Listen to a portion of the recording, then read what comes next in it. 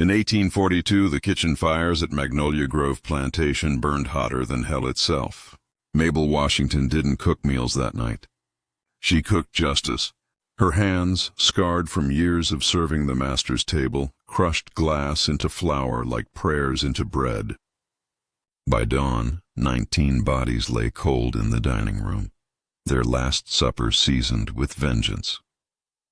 This is the true story of an enslaved cook who fed her oppressors their final meal, who turned broken glass into broken chains, who made the Alabama soil remember that even the quietest rebellion can shake the earth. Before we continue with this story, drop a comment telling us where you're watching from and what time it is right now. And don't forget to hit that subscribe button. The morning mist clung to Magnolia Grove Plantation like guilt on a sinner's soul. Mabel Washington rose before the roosters, her bare feet touching the cold wooden floor of the slave quarters. Her hands, thick and strong from years of kneading dough and stirring pots, trembled as she lit the candle stub beside her bed. Today was different. Today she would feed them their last meal. The kitchen stood separate from the big house, a wooden building blackened by smoke and years of service. Inside, cast-iron pots hung from hooks like silent witnesses. The massive brick oven dominated one wall, its mouth gaping wide, hungry for wood and flame. Mabel had worked in this kitchen for 23 years, since she was barely 14. Her mother had worked here before her, and her grandmother before that. 3 generations of Washington women had stirred these pots, kneaded this dough, served these meals. But tonight the cycle would end. Mabel struck the flint and fed kindling to the oven. The flames caught, casting dancing shadows on the walls. She pulled her worn apron over her head, the same apron stained with decades of service. Her fingers traced the fabric, remembering. Remembering her daughter Sarah, sold away when she turned 16, pretty enough to catch the master's eye, and young enough to be profitable elsewhere. Remembering her son Thomas, whipped to death for learning to read, his crime discovered when he was caught with a stolen book. Remembering her husband Moses, worked to death in the rice fields, his back broken under loads too heavy for any man to bear.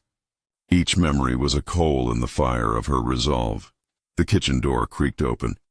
Young Lily entered, another cook, barely past childhood, but already bent under the weight of bondage. Her eyes were red from crying, her lips split from yesterday's beating. Master Cornelius had struck her for dropping a plate, the same man who would sit at the head of the table tonight, demanding perfection from hands that shook with fear. "Morning, Miss Mabel," Lily whispered, her voice hoarse. Mabel turned, studying the girl's face in the firelight. She saw herself 20 years ago, full of hope that hard work and obedience might earn kindness. That hope had died slowly, one cruelty at a time, until only rage remained. "Morning, child," Mabel replied, her voice steady. "Today we cook for the harvest celebration.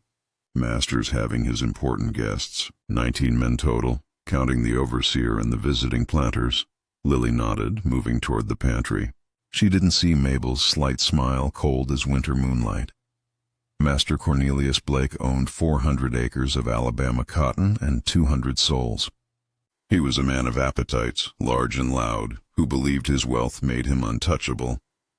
His guests tonight included neighboring planters, the local sheriff, a slave trader from Mobile, and politicians who spoke of states' rights while growing fat on stolen labor. They would gather in the dining room beneath portraits of Confederate generals and oil paintings of cotton fields stretching to the horizon. They would drink French wine and smoke Cuban cigars while discussing the price of human flesh. Mabel knew their names, had served them before. Judge Harrison, who sentenced runaway slaves to death without blinking. Colonel Thompson, who bred enslaved women like livestock.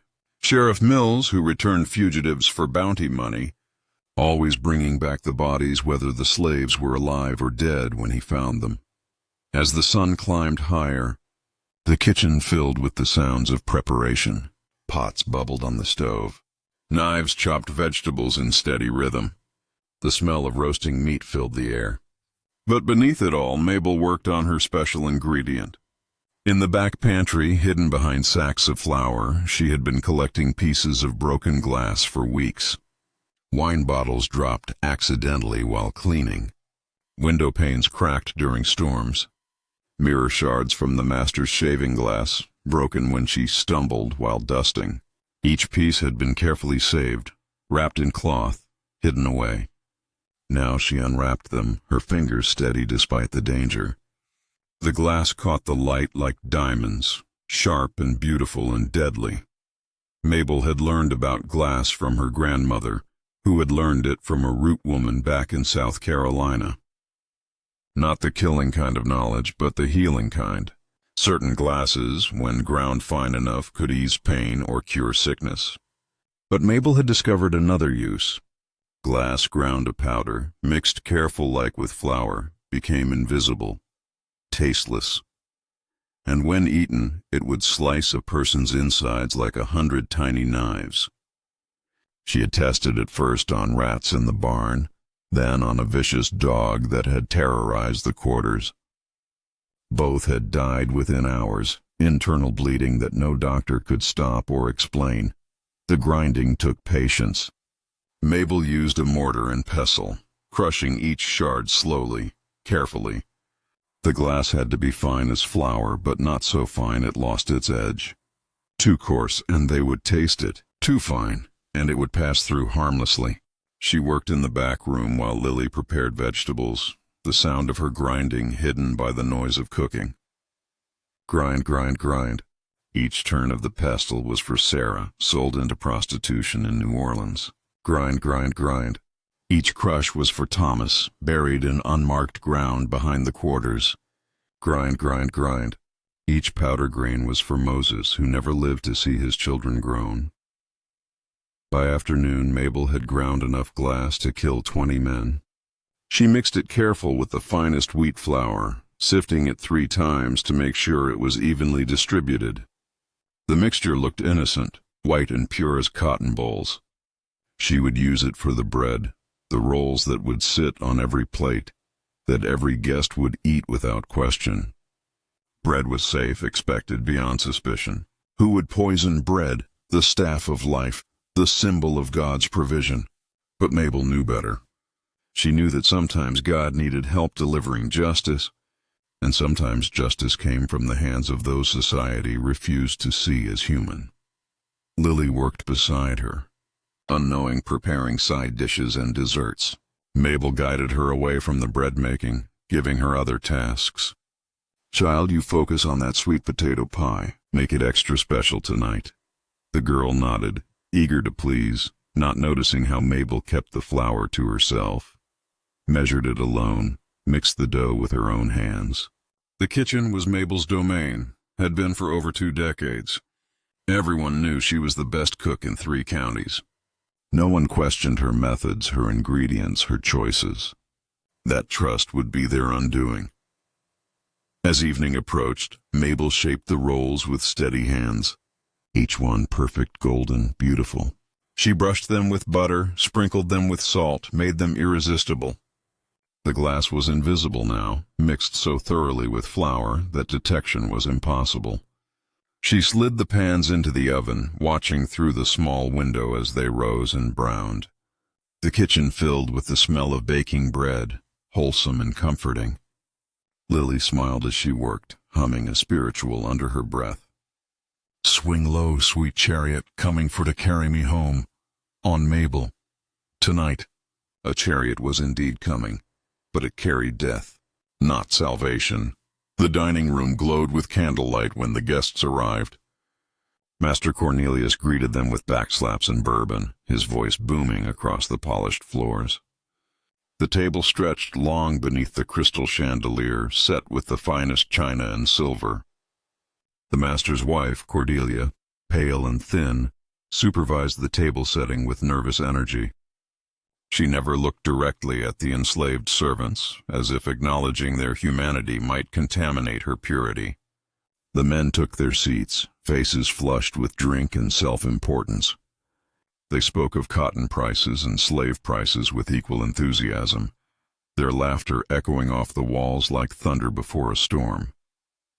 Mabel entered the dining room carrying the first course, her face a mask of servitude. She had perfected this expression over decades, the perfect blend of deference and invisibility.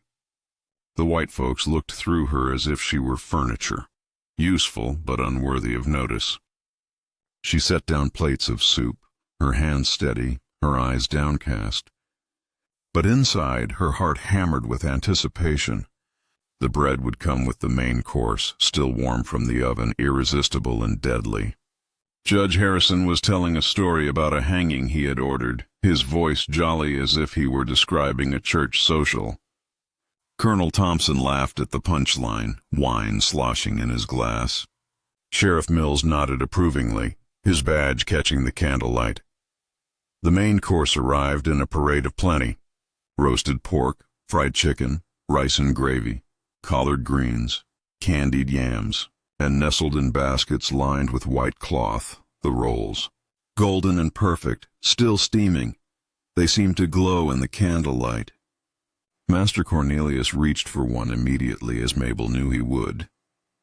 He was a man of large appetites who always ate the bread first, claiming it helped settle his stomach for the meal ahead. He bit into the roll with satisfaction, chewing slowly, savoring the taste. "Mabel outdid herself tonight," he announced to his guests. "Best damn cook in Alabama." The others reached for the bread eagerly, their greed making them careless. Each man took at least 2 rolls, some 3. They ate with the confidence of men who had never had to fear their food, never had to wonder if their next meal might be their last. Mabel watched from the shadows by the kitchen door, counting. Judge Harrison, 2 rolls. Colonel Thompson, 3. Sheriff Mills, 2. The slave trader, a thin man with cold eyes, ate his bread quickly, already reaching for more. Master Cornelius was on his 3rd roll, butter running down his chin as he laughed at another crude joke. The overseer, sitting at the foot of the table, methodically ate his way through the basket nearest him. 19 men total, all of them eating the poisoned bread, all of them sealing their fate with every bite. The conversation continued, growing louder as the wine flowed. They spoke of expanding their operations, of buying more land, more slaves. Colonel Thompson boasted about a new whipping post he had installed, with iron rings for better restraint. Judge Harrison described a new law he was crafting to make escape attempts punishable by death on the first offense. The slave trader offered bulk prices for families, cheaper if they were willing to separate children from parents. Mabel listened to every word, memorizing their cruelty, adding it to the weight of justice on the scales. These men had built their fortunes on suffering, had grown fat on tears and blood. Tonight they would pay the price their victims could never collect. The first symptoms appeared during the main course. Judge Harrison paused mid-sentence, his face suddenly pale. He pressed a hand to his stomach, confusion flickering across his features.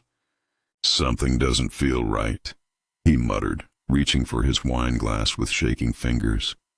Colonel Thompson had stopped eating entirely, sweat beading on his forehead despite the cool evening air. He tried to speak, but only produced a weak cough, flecks of blood appearing on his lips. The other guests began to notice, their jovial conversation faltering as more men showed signs of distress. Master Cornelius was the first to double over in real pain.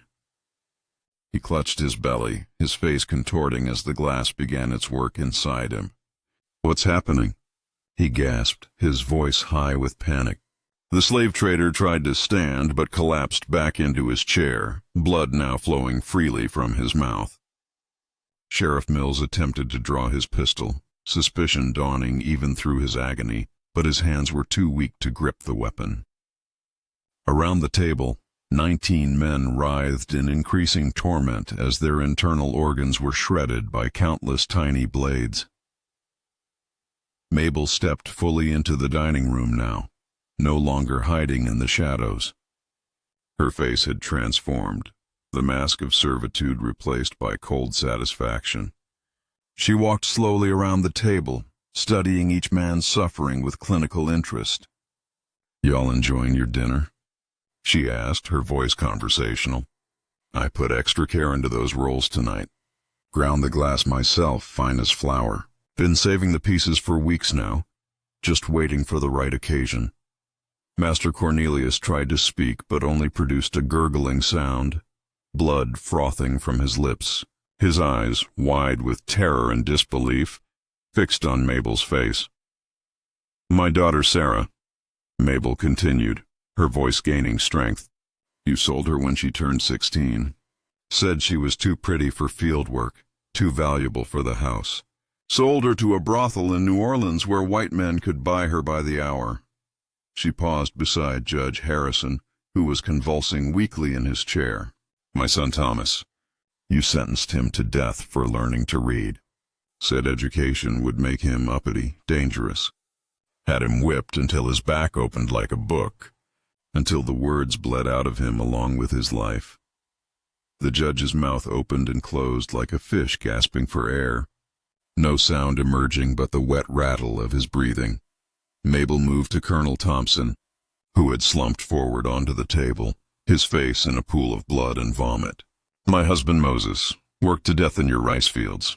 You said niggers were built for hard labor, that we didn't feel pain like white folks. Well, Colonel, how does pain feel now?" She reached out and gently patted his head, a mockery of comfort. Around the room, the other guests continued their dying, some trying desperately to crawl toward the door, others too weak to move at all. The irony was perfect, Mabel thought, watching their final moments. These men who had built careers on the suffering of others, who had grown wealthy on the backs of slaves, were now experiencing the helplessness they had inflicted for so long. They could not run, could not fight back, could not buy their way out of death. They could only lie there and feel their lives drain away, just like the slaves they had worked to death, whipped to death, sold away from everything they loved. Sheriff Mills, the last to succumb, managed to whisper through blood-frothed lips, "Why?" His badge, symbol of law and order, lay tarnished with his blood on the fine tablecloth. Mabel knelt beside him, her face inches from his. "Because every tear my people shed, every drop of blood you spilled, every family you tore apart, it all had to be paid for. Tonight the ledger gets balanced." His eyes went glassy, and the last breath rattled out of him like wind through dead leaves. The dining room fell silent except for the crackling of candles and the slow drip of blood onto the oriental rug. 19 bodies lay sprawled around the table that had hosted so many celebrations of cruelty. The fine china was shattered, wine glasses overturned, the white tablecloth stained crimson. The portraits of Confederate generals looked down on the carnage, their painted eyes seeming to judge the scene. But Mabel felt no shame, only the deep satisfaction of justice finally served. She walked back to the kitchen where Lily waited, the young woman's eyes wide with terror. She had heard the commotion, the screams and crashes from the dining room, but had been too frightened to investigate. "Miss Mabel," she whispered, "what happened?" "Where is everyone?" Mabel untied her apron slowly, folding it with care. The stains on it told the story of her life, decades of service, of invisible labor, of swallowed dignity. "They got what was coming to them, child. 23 years I cooked for them, served them, smiled when they spoke to me like I was less than human. Tonight I cooked them one last meal." Lily's hands flew to her mouth as understanding dawned. "You killed them? All of them?" Mabel nodded, her face serene as a church Madonna. "Every last one. The glass did its work, just like my grandmother taught me. They died slow, like my Thomas died slow. They suffered, like my Sarah suffers every day in that New Orleans hell house." She placed a gentle hand on Lily's shoulder.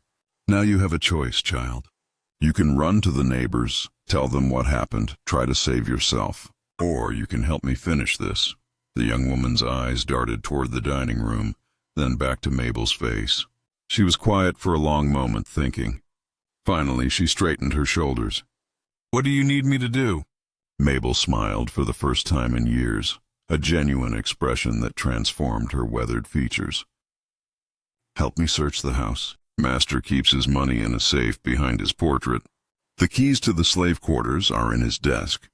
We're going to free everyone, give them supplies and money for the journey north." They worked through the night by candlelight, moving through the big house like ghosts. The safe yielded a fortune in gold coins and bills, more money than the enslaved people had ever seen. The desk contained not just keys but documents, bills of sale, ownership papers that bound families in legal chains. Mabel fed these papers to the dining room fireplace, watching decades of bondage turn to ash and smoke. Each document that burned was another family freed, another chain broken. Dawn was breaking when they finally unlocked the slave quarters. The people emerged slowly, fear and confusion on their faces. They had heard strange sounds in the night, had seen lights moving in the big house, but none had dared investigate. When Mabel told them what had happened, the reaction was mixed. Some wept with joy, others trembled with terror at what would surely follow. Everyone knew that killing white folks meant death for any black person within 100 miles.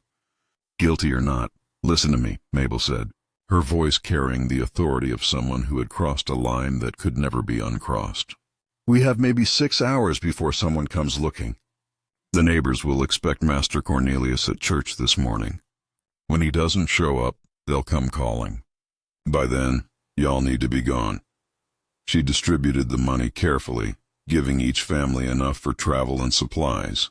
"Head north, but not together. Split up, take different routes. Some should go through Tennessee, others through Kentucky. Don't trust anyone white, and don't trust any black person who seems too eager to help. Bounty hunters use all kinds of tricks." Old Samuel, who had been on the plantation longer than anyone except Mabel herself, stepped forward. His back was bent from decades of cotton picking, his hands gnarled from years of labor. "What about you, Mabel? You coming with us?" She shook her head, her expression peaceful. "My running days are over, Samuel. I'm too old to start fresh, and somebody needs to pay for what happened in that dining room. Let it be me. I'm ready to meet my maker, and I got no shame about what I done." The goodbyes were brief but heartfelt. Families gathered their few possessions. Parents clutched children close. Lovers promised to find each other again in the free territories. Some of the younger men wanted to stay and fight, but Mabel convinced them to go. "Your job now is to live free, to raise free children, to be the future they tried to steal from us. Don't waste that gift on a battle you can't win." One by one, they slipped away into the morning mist, becoming shadows in the pine forest, following the drinking gourd north toward hope. By the time the sun was fully up, Magnolia Grove Plantation was empty except for Mabel and Lily. The young woman had insisted on staying, claiming she had nowhere else to go, but Mabel suspected it was loyalty rather than desperation that kept her there. They sat on the front porch of the big house, two black women in a place they had never been allowed to sit before, watching the sun rise over cotton fields that would never again know slave labor. "You regret any of it?" Lily asked quietly. Mabel considered the question seriously. In the distance, she could see riders approaching, a cloud of dust rising behind their horses. The neighbors, come to investigate the silence from Magnolia Grove. Soon there would be questions, accusations, a quick trial, and a quicker hanging. But when she thought of her children, of all the children who would never be sold away again, she felt only peace. "No, child, not one bit. Sometimes justice has to wear blood on her hands. Sometimes love has to dress up like vengeance. What I did in that dining room, that was both." The riders were close enough now to see their faces. Sheriff's deputies, neighboring planters, men with rope and righteousness in equal measure. They would find the bodies, would see the carnage in the dining room, would demand immediate retribution. There would be no trial, no appeal, no mercy. But there would also be no more slaves on Magnolia Grove Plantation, No more families torn apart. No more children sold like cattle. That was worth any price, Mabel thought. That was worth everything. She stood up slowly, her joints protesting after the long night. Lily rose beside her, and together they waited for justice, the white man's justice that was always swift and always final for people who looked like them. But Mabel had already delivered her own justice, the kind that balanced scales that had been weighted wrong for too long. In the dining room behind them, 19 bodies lay testament to the truth that every action has consequences, that every cruelty eventually finds its way home. The lead writer called out as they approached the house. "Hello, Cornelius. You all right in there?" Mabel stepped forward, her hands visible, her posture non-threatening but dignified. "Master Cornelius can't come to the door right now," she called back, her voice carrying clearly across the morning air. "He's indisposed." The euphemism hung in the air like morning mist, innocent on the surface but heavy with meaning underneath. Years later, when the stories were told in whispered voices around cabin fires and in secret church gatherings, they would say that Mabel Washington died as she lived on her own terms. They would say she never begged, never tried to run, never denied what she had done. When they asked her why she had killed 19 white men, she simply said because they needed killing, and somebody had to do it. The rope that hanged her also elevated her, transforming a plantation cook into a legend, a symbol of resistance that would outlive the Confederacy itself. The glass in the rolls became a teaching story passed down through generations. Mothers would tell daughters, fathers would tell sons, about the woman who turned the master's table into his funeral, who used the very tools of service to serve destruction instead. Children would learn that even the most powerless person could find ways to fight back, that justice might be delayed but could never be completely denied. The broken glass became a metaphor for broken chains, for shattered systems, for the sharp edges of freedom cutting through the soft lies of oppression. Magnolia Grove Plantation was abandoned after that night, the remaining family members too terrified to return. The house stood empty for years, slowly reclaimed by kudzu and time. Travelers on the road would cross themselves when they passed, saying they could still smell baking bread on certain nights, still hear the sound of breaking glass in the wind. The dining room, they claimed, was stained with blood that no amount of scrubbing could remove, a permanent reminder of the night when the servant became the served. But in the free territories up north, in Canada, in the hidden communities where escaped slaves built new lives, Mabel's name was spoken with reverence. Children born free carried her story in their hearts, a reminder of the price paid for their freedom. The money she had distributed helped dozens of families start over, buy land, build schools, create the foundations of communities that would outlast the system that had tried to destroy them. Every success, every achievement, every moment of joy in those new lives was, in part, her legacy. The kitchen at Magnolia Grove still stands today, though the plantation is long gone. Historians mark it as a site of domestic service during the antebellum period, their sanitized language unable to capture the violence and resistance that once filled its walls. But sometimes, when the wind is right and the moon is dark, you can still feel the presence of a woman who turned servitude into sovereignty, who made her last meal a masterpiece of justice. The broken glass has long since been swept away, but the memory remains sharp as ever, cutting through the comfortable lies we tell ourselves about the past. If this story moved you, if it made you think about the hidden heroes who fought back in ways history tried to forget, then share it. Subscribe to keep these stories alive. Remember that behind every peaceful kitchen, every quiet servant, every smile of submission, there might be someone grinding glass into flour, someone preparing justice one meal at a time. The revolution doesn't always come with guns and glory. Sometimes it comes with broken glass and bread rolls, served with a smile that hides the sharpest blade of all.